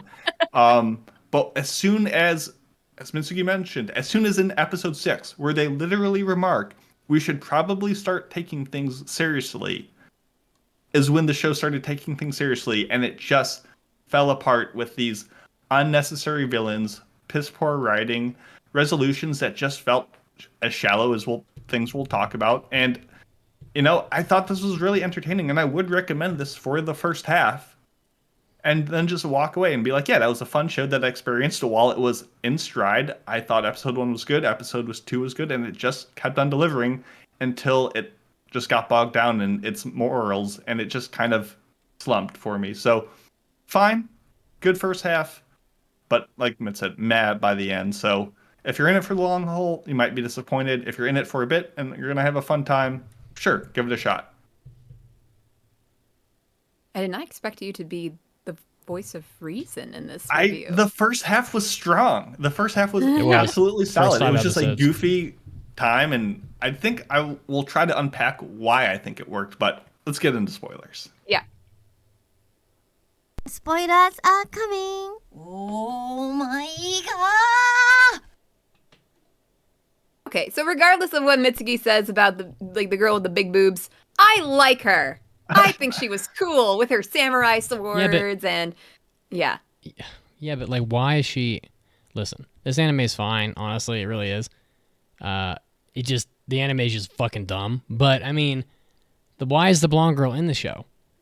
I will say she had the What is her funniest purpose? Questioned moment. the presence of boobs before. Are we seriously going to question the presence of boobs right now? No, I'm just saying the whole point of her being in the show is her tits, and that's it. That's the beginning No, she has and the samurai end. swords. Oh, come And on. she wants to experience Japan. The This anime funniest didn't- moment This is anime when didn't they need a showed the samurai flashback of teeny tiny baby child Beatrix eating a pretzel, so you know she's German. Like that's how they're like, how do we make sure the audience knows that she's German? Put a big old pretzel in her hand. They eat pretzels all the time. I thought that was funny. And all of her German phrases, like wonderbar. Yeah. Yeah, I mean, I didn't mind the zombies. I get if you want a hardcore zombie survival thing, you're gonna be let down. But I think they did enough. They were there to force change in our protagonist. They forced, our Akira to leave his job. They forced Kensho to jump across the building and realize he wants to be a comedian. They forced them not staying with those flight attendants by fucking chomping on them. They turned into cool mutant sharks. Like they feel And very she's, similar she- to Zombieland. She had a lot of development in this series with probably Shizuka. I mean, she just kind of grew to relax a bit, but it's Yeah. Zombieland, Shaun of the Dead, like those kind of zombies where they're just kind of there pooping around and they're not an active threat until they need to be. And they're just there to, we need to move scenes. Okay, now the zombies are here. Yeah. Okay, now they're And like, I The get most it. egregious moment of that was in the RV convention. Like Oh, no when they're just zombies to be shopping? seen whatsoever. And they're like, oh my gosh, look at this RV. It looks so cool. This one has a jacuzzi. Let's go with the jacuzzi. Yay, jacuzzi. And Yeah. they're like, oh my God, the zombies are here. And there's like 1,000 of them. And they come out of nowhere. Exactly. And so They're they just go into the there regular to RV. make things happen. I get it. I don't mind it. But if you're there for the hardcore zombie thing, I get why that can be lackluster. Meanwhile, there's no gasoline because the pumps don't work because there's no electricity. Oh, wait, everyone has Yeah. electricity still in this. There's not a single human left alive, but somehow the electric plant that probably needs to have 500 employees is untouched and functioning perfectly. Yes. Come- Yes. It was I mean, at not that point- the most. It's not the most It's- serious. yeah. But it's, That's an they're understatement. fucking looking like they came out of a paintball practice with all their flashy colors and stuff. Like, it's supposed to be a goofy time. And it didn't take away from the message. But, yeah, I guess it didn't bother me. And Akira putting on like the scuba suit and just diving into a bunch of zombies like it doesn't fucking matter. I mean, at that point, here's the problem: is that like the zombie shows are about the impending threat of dying, and Zombie becoming shows That's are always not- about the humans. They're always about the humans. They're And never becoming about the zombies. a zombie and your humanity and all this. If they take away all of the threat of the zombies being an issue at all, then why the fuck are they even in the anime? Because it's supposed They to made all those allow things the happen. characters the ability to not have to go to their terrible jobs and Why realize, don't you just wow, the fucking zombie quit? apocalypse is better than this terrible job I was working for the last 3 If there weren't years. zombies, we wouldn't be watching this because we'd be like, oh, it's just a bucket list anime, and it wouldn't excite us to watch it. But like, Yeah, why so- not? Just enough to get One us in. could say, why doesn't he just quit his job and just fulfill his Yeah. bucket list? Sure, but then it would be a lot harder because now it's like a lawless society and so on and so forth. And And there's they no talked reason about for why you these can't other just characters to join quit him on these his journey if it wasn't black- for the fact that You they can't were just forced quit to. these black companies with overwork, entrapment, these sweatshop-like conditions. Like, they did a pretty good job of setting up how the Barak Higyos like work and operate and manipulate you mentally. And I think that was solid of trying to express why it's so hard to get out of that system. Like, I get what you're saying. It didn't have to be in there, but it's not a deterrent, really. Yeah, it made it fun for me.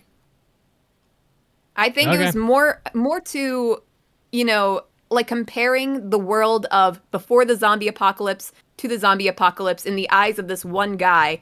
And apparently the zombie apocalypse is 1,000,000 times better than the life he was living before. I just don't like overly stupid things, and when you essentially remove everything about a zombie apocalypse, it makes it serious. Namely, the blood, the violence, the death, the electricity, the blocked roads, the lack of access to food and water. When you remove all the stuff that makes it serious, all you're left with is like dumb romp. And as I've said 100 times, while I don't think this anime is like god awful, because I watched it fairly quickly, the beginning is quite good. The anime is just really, really fucking stupid. I mean, it doesn't even attempt to have a brain cell at any point. I mean, the main guy pulls his pants down every 5 minutes after probably episode 5 and swings his dick around, although it's all censored. And, like, that's fine. I mean, it was funny maybe the first time, but in typical Japanese... The first time it happened, it was so crazy. But we'll get into it, sorry. In typical Japanese anime fashion, they'll take that same joke and just beat you to death with it until you are basically a zombie yourself. And I don't know, I just don't. My number one problem with this is that there's really no narrative to keep you interested. And if all we're gonna do is bounce around from place to place, like miraculously running into shit that are on his bucket list. Like, come on. The guy's like, I'm going to make a bucket list. I'm going to build a treehouse in the fucking forest on my bucket list, and then he magically finds the only surviving carpenter in all of Japan that happens to build tree houses. Give me a fucking break. In this show where the electricity is magically running and somehow they have running water and all this ability to drive as long as they want without having to find more gas, is that really... Do you really think that's surprising? No, it's not surprising. That they run into things on their bucket lists on the way? No, it's not surprising, but it is stupid. And my point is... It's a wish fulfillment thing. Well, it's not meant to be serious. My point is that, like, I'm not interested in watching more of this because I don't care about an anime that has no narrative where all he does is run around and do dumb shit, where I know nobody will die from a single zombie, so why do we keep bothering to run away from them? I don't get the point of it. So I really, really hope we don't watch season 2 of this because... I don't see the fucking point. Like, oh, what is he going to do? Oh, I really wanted to go to a theme park. So they're going to be, like, going down, like, water slides while zombies are, like, sliding down with them. Like, some goofy shit's going to happen. But if I wanted to watch Looney Tunes or Scooby-Doo, I would. But I'm 38. So this anime was probably made for, like, 11-year-olds. Thanks. Well, it's true. I mean... It's not. You don't like this stuff, and that's fine. But... It's not the fact that it's made for 11-year-olds. It's the fact that it's made for people who don't take things so seriously. I guess, but that's usually not 38-year-olds. We're usually solidly in the serious time of our lives at this point. Well, one thing that I kind of disliked about this show is that they kept on talking about their dreams, their dream jobs, as if they exist in this new world they are in. Because you got Kensho over here. He's like, I always wanted to be a stand-up comedian, and that's great. Like, he can do comedy in the zombie apocalypse. Now is not the time. But the fact, no, but it's more the fact that he's like looking up ways on like the steps to becoming a stand-up comedian, and he's saying like, oh my god, I have to get an agent, and I have to be do this. I have to go to a training school. I'm like, yeah. No, you don't. Not in this world. There are no agents anymore. Yeah. Like, this is not a thing anymore. So you can be a comedian. It's just, it does not apply. And they will do that for like several other times when talking about things that they want to do or dreams that they have. And they talk about real world steps when they don't apply in this world they are in. And that annoyed me. That's fair. Because if this show was about, if his arc was him trying to find ways to be a comedian in the zombie apocalypse, that would be perfectly fine. I'm interested. But stop talking about going to training and finding an agent when they don't matter here. Yeah. And I think it, like Mitz kind of alluded to, like, if you're going to have the zombies, utilize them more than just a plot device. Use them, like you said, how am I going to be a stand-up comedian with zombies around? How am I going to do this with zombies around? Like, for example, I like the bucket list idea. I think it's completely fine, and I think the zombies didn't have enough of a role in doing those things. Like, he was like, oh, my bucket list item is wear a gold watch. So we just see him walk into a store, put on a gold watch. He's like, cool, check. Like, there was no hardship to strive for. It wasn't, oh, I want to be in an RV. They go get an RV. Yeah, the zombies made them then run away, but there wasn't enough incorporation of the unique world. You have all these zombies, use them in an engaging, clever way, like they did with the zombie shark or to the aquarium, that kind of stuff. So, Love how you're standing behind the zombie shark, because that's when it really went off the rails. So, to me, this show felt a lot like South Park's writing in the first half, where they just, each was a little episodic thing of how weird and off the wall can things get. There's actually a pretty interesting video on YouTube where, the two writers of South Park, Matt Stone and Trey Parker, kind of go through how they write an episode. Mm-hmm. And essentially they take all their story beats, their outline of the show, and between every plot point, they say the words that connect them should be a but or a therefore. And if you look, an example, episode 1, which was a great episode, Akira gets a job at a dream company, but it's a terrible company. Therefore, he is burnt out and he has no time to live and he hates his life, he hates his job. But he has a coworker he likes, which keeps his spirits up. But he can't confess to her because she is the boss's mistress. But a zombie outbreak happens. Therefore, he's free from his obligations and he can move on and confess to this person he likes. But she's already a zombie. Like, that goes back and forth and keeps you constantly engaged in how the situation is changing. And that works in each of the episodes at the beginning because it's constantly, they want to do something and something wild happens. They want to hang out with the, flight attendants, which you could argue, oh, they just talked about wanting to date a flight attendant. How did they just run into them? Suspension of disbelief. It's fine. It works. But then this happens, and then the zombies, like, that's engaging writing. And you compare that to the end of the series, where everything is boring, where they're in the town, and they're getting attacked, and then someone attacks Kensho, and then we get their flashback, and then someone attacks Beatrix, and then someone attacks Shizuka and tries to force himself onto her with more weird, creepy, misogyny, gross stuff that... whatever. It was the lip licking. They did so much Listen, lip licking. We've seen enough hentai to know an ugly bastard when we see one. And then we get their flashback. And then we get their flashback. And then we get this, like, the episodes are just so by the numbers. And you're just like, what is... It's all played out. It's all predictable. It's not engaging anymore. And the villains are awful. The fact that he's like an anti-anarchist Akira with like the same look, the same size team, the same book of 100 things I want to do before I become a zombie, but it's the evil Death Note edition. It's a thematic foil. It was so bland. Awful. And it was just like, it took this... I love when characters just stand around and talk about why they are upset at society. Like, come on. The first half was... yes, stupid and dumb and just kind of wish fulfillment, engaging, fun time, happiness. But it was so much better written than what it turned into. And that's really what let me down. Everybody in this anime is like at least 20 or close to it. They're all working at corporations. They're all, and I assume the evil Akira, whatever the fuck his name was. I mean, honestly, who really cares? He was a Kanta. He was a childhood friend of Akira, so he's probably the same age. My number one... he wasn't a childhood friend. They just met in college. Well, whatever. They're the same age. So that was really the point. My number one pet peeve in anime is when a character's entire motivation for everything they do is based off of some fucking shit that happened when they were like 8 years old. Oh my god! So literally nobody remembers the day you went to the pool and felt like nobody was your friend. Just grow the fuck up and move on, because if you're gonna keep droning on some shit that happened when you're 8 years old, I mean, you might as well just give up on everything in your life, because you're never gonna advance and become like a real fucking adult.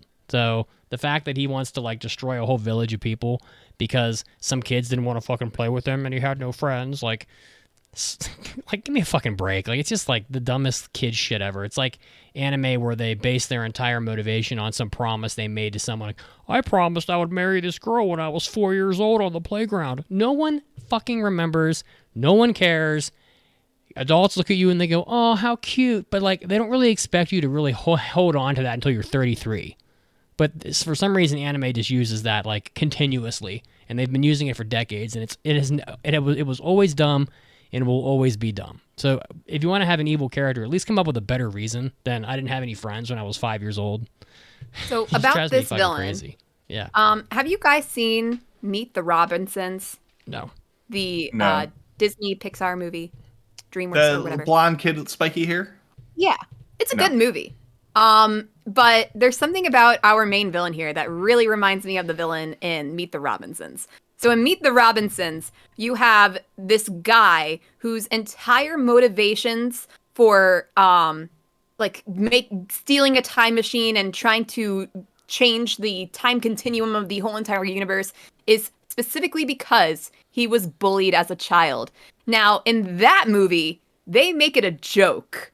Like, everybody, no, actually, he wasn't even bullied. The joke is that kids talking to him as a child was like, oh, hey, would you like to hang out? Hey, I got this new video game you want to try out. You want to come over today? And he says in his monologue, they all hated me. Because in his mind, he thought that everyone hated him, but they didn't. So he created this inane backstory in which he misunderstood the intentions of other people, even though they quite clearly made those intentions clear. This villain did the same exact thing, except it's not a joke. No, he saw Akira being invited to eat 5 bowls of spaghetti or whatever. He's like, man, how is he happy? I'm jealous that he's happy. Akira really literally invites him to come hang out with them. Yeah. And that He apparently... flees. And he runs away. And that makes his entire backstory. That is why he's the villain. It's just... I'm with if it's not Mitsuki. played for a joke, it doesn't make any sense. If this show was just them popping around, effortlessly dodging zombies and filling out their bucket list, it would have immediately gotten tiresome. Like, they needed some conflict from someone more intelligent than a groaning zombie. Yes, his like ex-boss kind of entrapping him once again was kind of an attempt, but it wasn't engaging. It wasn't fun. Can I just just fill that in real quick? The whole point of the show was Akira's like, oh, fuck work, fuck my company. He was pretty solid in the fact that he had moved on and changed as a human. Yeah. And then the minute that his boss shows up, he completely no eyes. he capitulates back to like being a slime, like a trash mob, and for absolutely no reason whatsoever. I don't know. It's just a total erosion of his character. We had to spend 2 hours to solidify something that we had already solidified in the first episode. Yeah. Great. It was a total To a certain throwaway. extent, I can kind of understand because it's like a commentary on abusive people in your life and manipulation and all that stuff. And how if you are so used to a certain way of doing things, it's easy to revert back to a less powerful part of yourself. Mm-hmm. But in the show, we did not need that because we already had his triumphant change. That was very solidified. They spent 5 episodes on how he is so charismatic and so free and so happy, and the fact that he so quickly went back to a shell of himself, it felt really cheap and silly and a waste of time. It could have been done better. And I think It the could have show been done needed a villain more competent, but we didn't get one. We got this trio of like followers too, where we got these like little itsy bitsy flashbacks, which were nice vignettes in concept, but they were ineffectual and they just weren't entertaining. It was just shallow with not a satisfying payoff when they eventually get like defeated by just some old dude or just we deserved better villains than what we got. And the show, once again, if this was just them going around, would have been boring. We needed conflict, but this was not the way to do it, and it just did not work. One decent thing I thought was that Akira's relationship with his parents was, for what the show is, it was surprisingly complex. It wasn't bad. When it was a little too overdone with, I gotta pay him back. I gotta pay that was my overdone. parents back. That part was overdone. When he was looking over his parents and his mom was like, yeah, your dad just was asking, like, how's Akira doing? How's my boy doing? How's my lad doing in Tokyo? Like that, like, as a son, I'm like, oh, shoot, I gotta call my parents. I gotta reach out like that. Just one line did more emotional to me, like, not damage, but effectualness than the constant screaming the previous couple episodes. So there was something there, and I did like that.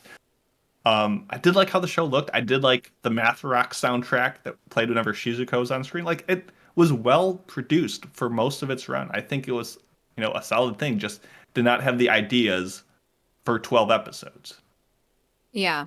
I also really liked the OP. The OP was great. Yeah, I liked both visuals. I think there was a couple different versions of it. Those were fun. Yeah. The song was a blast. It was 'Cause at the as stylish first as we half- wanted the show to be the whole time. Yeah. It was a little strange because I wasn't expecting it to change so much, but the first half of the show, it basically gave you some scenes from the previous episode, not the entire way through, but for part of it. And then after that first half ended, it brought, like, the characters started singing to the whole song. dance number. Yeah, the whole dance number with zombies. I'm like, all right, pretty good. And I just really like the song. The song is really good. And in fact, there's like 3. Okay, so the band that did the song was Kanabun, who does a lot of OPs. So this song is called Song of the Dead.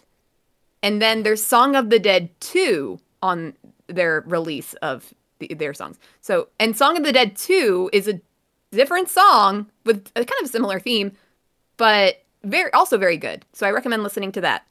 And then there's Song of the Dead 3, which is good, but I don't love as much. But if you like the OP of this anime, then I recommend those 2 other songs. Yeah, different flavorings, all good stuff. Mm-hmm.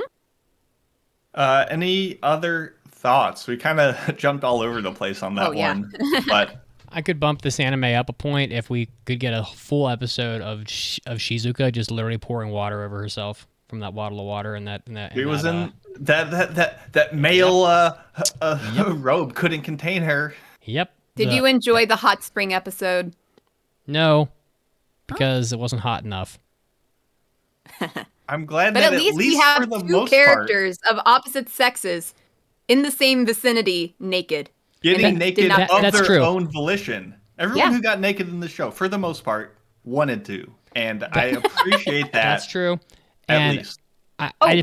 I will make a note, as inappropriate as it is, that I don't understand what the fuck is wrong with these people, because Shizuka is total bang bros. The fucking blonde girl is bang bros. I don't even know I can't remember her name. Amber Hauser or some shit.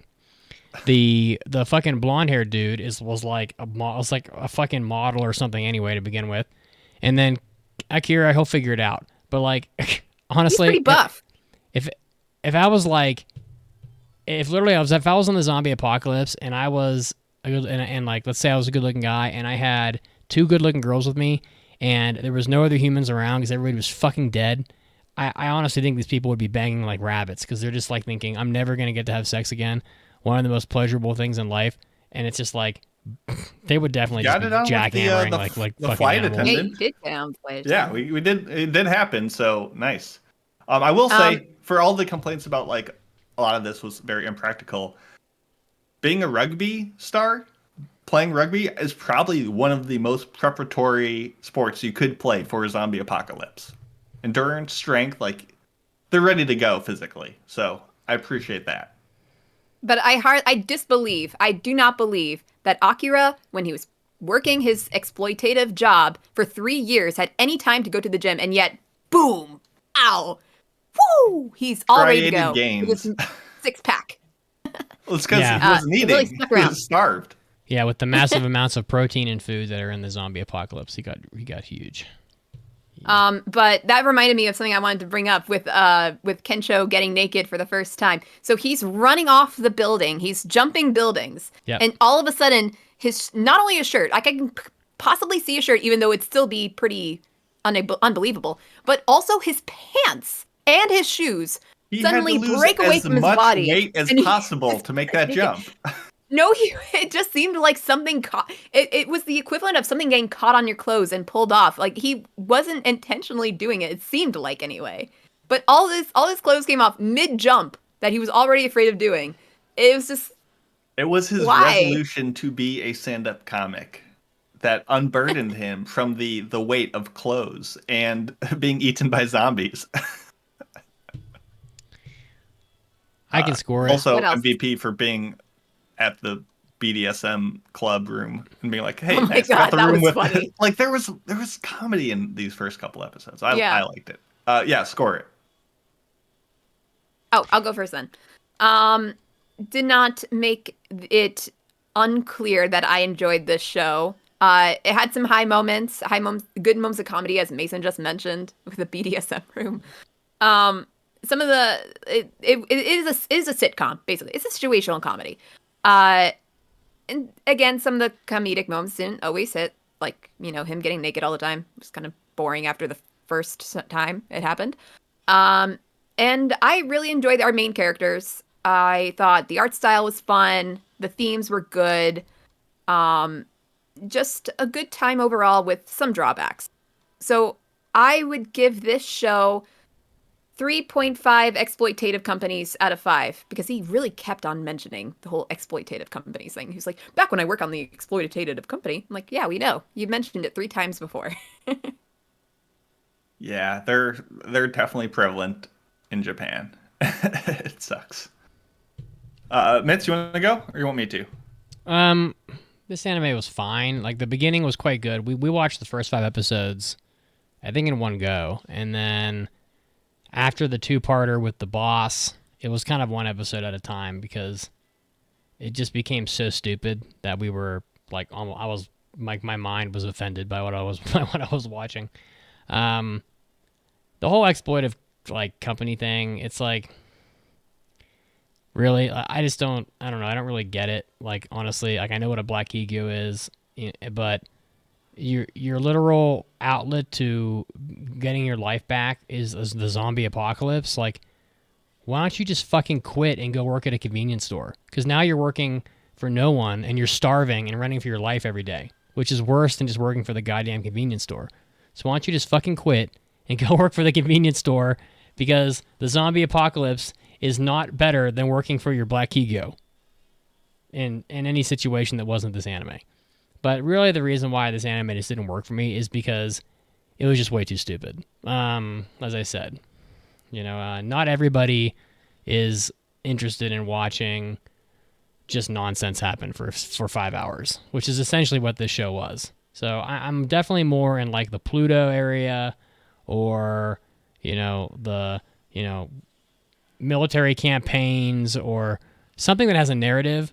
But I hate episodic anime. I find them dumb. And I don't like comedy anime either, because I don't think it lands most of the time. And so, only because this anime has such good production, and only because the first 5 episodes were so good, am I giving this 2.5 zombies out of 5. Because, honestly, this show was just a massive disappointment after all the waiting and all the hype and everyone talking, even my coworkers talking about it. And then when I get to it, I get like zombie sharks and fucking samurai girls jumping off the tops of cars with like our samurai armor and swords, which is the most like Tiny Toons adventure like IQ level crap of all time. Because when you get to an anime where they're just pulling things out of their pockets that, like, how you play in a video game and like your inventory has like 4,000 items in it, and you're like, how is Laura Croft carrying 500 items with her? Well, it's like, oh, well, you're not supposed to worry about that. It's supposed to be okay that like there's a rocket launcher in her pocket that you can just like equip. But that's what that looked like. But when you're doing that in anime, you just have to throw away any like brain cells you have, because if they're gonna go that far, like to have a girl show up like on a horse or whatever it was with her samurai armor and her sword, at that point the show is just a throwaway. You're basically watching it because you just want to unplug and watch something stupid, but unfortunately not everybody is in for that. So I'm generously giving it a 2.5.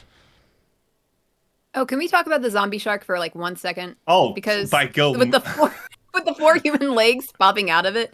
The 6. Well, it was wild. 3 sets of humans. What? There were 6 legs? There were 6 4. legs. Holy shit. But I think I was most out of all the inexplicable things that happened in this show, the most inexplicable thing to me is not the fact that this shark has apparently 6 human legs growing out of it. It's the fact that these legs are wearing like diving flippers. And you can't even walk in diving flippers. You have but to. have like, you tried anything, walking with 6 legs? with Yeah. flippers? Yeah, Like exactly. a tank. And not only is he walking with these 6 flippers, he is running. He's like 30 miles per hour, running at our characters, Waddling. running with these flippers. The only way you can even walk with these flippers is basically going backwards. Like if the legs were backwards and they were running, I could possibly believe it. You have to walk backwards in flippers. That's the only way to do That's a flipper that broke the shark's back for you. it. It was.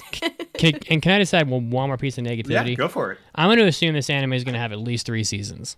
So I don't know. I think the cannot. manga reception for moving forward has been really bad. I think most people have dropped off of this. Well, it could have had 3 seasons because he only crossed Sure. off like 15 things, and it's Zom 100. It isn't Zom 15. So I'm just going to assume. Well, they it only could- have like 30 things on the bucket list.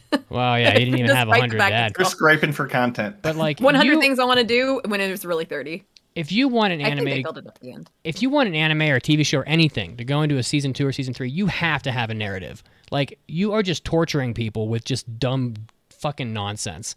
You have to have a narrative. There needs to be a villain and a conflict and an objective to basic story writing. And if you're going to drag people through 12 hours of content, you have to have a narrative. It is absolutely ridiculous that people accept the fact that there's no narrative in a show that long. Not for comedies, though. Think of South Park. I Think don't of agree. The Office. Think of The Simpsons. There's no but- narrative through line. But South Park at least has narratives that function within their own episodes. Whereas which the first half of this did. but What do you but call having dining with the flight attendants in the middle of an electronics So that store? was the beginning of the anime when it didn't suck. So you know, And I agree with you. so it's like possible it could always revert back to that. so you know. So when you get beyond that and you're like talking about like zombies, sharks, and girls randomly showing up with samurai sword, it just turns into total nonsense. So you have to have a narrative. You're literally going to carve half the audience off immediately and just throw them into the ocean because there are some people that want to watch just big dumb nonsense all the time, and then there are some people that don't have enough fucking time in their life to deal with that. So and that's me. So if you don't have a narrative, I'm not watching season 2. We did not expect you to watch season 2. Yeah, I'm just saying, like, you have to have a narrative. I will never give a show more than a 2.5 without a narrative. Okay, for your watching purposes, it has to have a narrative, and that's totally fine. Well, yeah, it's a story. But not everyone needs to have a powerful narrative to drive it. Like, because did the first half of the series have a through line, a narrative? Individual didn't. episodes did. It didn't, but the first half of the series was exceptionally executed. Okay, so therefore, it does not need an overall narrative. Well, but it couldn't maintain what it had in the beginning. It quickly But it's not devolved. impossible, and I It feel like isn't. you're putting such a hard line on something that isn't definitive. It isn't impossible, and a great example of that would be Cowboy Bebop. Cowboy Bebop's narrative is pretty pathetic. It's basically about 40 minutes long worth of content, and that anime is 8 hours long. And yet you say that it has to have a stronger narrative. Anime has to have a stronger narrative. There are exceptions, but we're also reaching back to one of the most classic anime ever from 25 years ago to find the perfect example. So it just doesn't come up often where a show can just like exist, is so perfectly executed in every way that it can exist without having any cohesive through line throughout the whole show. It's just uncommon. I agree with you. It's not impossible, but like most of the time you have to have at least something to keep like a story moving. But in Zom 100 might have been good enough to do that for maybe 3 episodes, but then ultimately failed. But that's fine. I'm also an old curmudgeonly son of a bitch, so you don't have to take what I say too seriously. Mason, I did had you fun score with yet? the show. It's a silly comedy, and because of that, I was able to disengage my realistic expectation breaks and just enjoy the wildness that it happened for as long as it happened. Honestly, the show hit me very similarly to Magical Destroyers, which was just super great presentation, super fun art style, just really wowed me off the bat, and just ran out of ideas and just grew tedious by the end. And I liked Zom 100. I would recommend Zom 100 to a lot of people, but I agree with Mitz so much and not with him at all in so many ways, but I'm going to agree with him on that score. I'm going to give it 2.5 bucket lists out of 5. I think it was a good time while it lasted, and I thoroughly enjoyed it. But that score does not reflect what you said in the review. Well, I originally was between a 2.5 or a 3, and I think for as good as it was, I wouldn't put it above Magical Destroyers or Hell's Paradise, which I both gave a 2.5. I would put it above Magical Destroyers at least. See, At least I it think made the sense. art style and that I don't know. I really like that one and its potential. And yeah, you could argue I could give a 3, and I'd be happy with that too. But either way, our collective is going to be a 3. So we're sticking with whatever I need to give it a 3.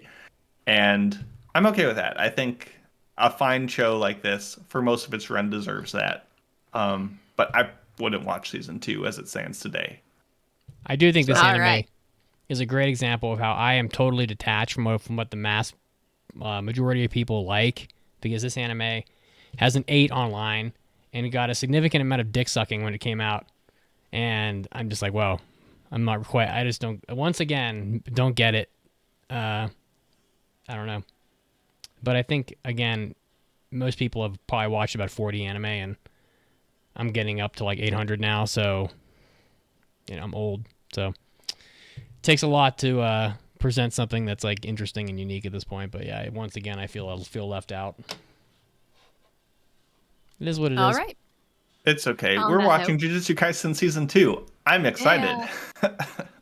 Well, it is quite excellent. So that'll All be right. good. Yes, Well- Mitsuki's jaded. That's correct. Thank you, Twitch.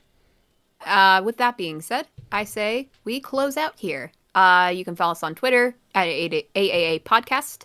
You can follow us on Facebook. You can also go to Discord. You can join us for watch parties and anime clubs and other discussions and other fun. And yeah, next week we'll be reviewing Jujutsu Kaisen Season 2. So gear in for that. It's going to be exciting. And with that, we will see you next week. Bye, guys. Whoops. Exciting. Ooh. Bye. Bye, guys. We'll see you next week. Thank you. And time for hentai.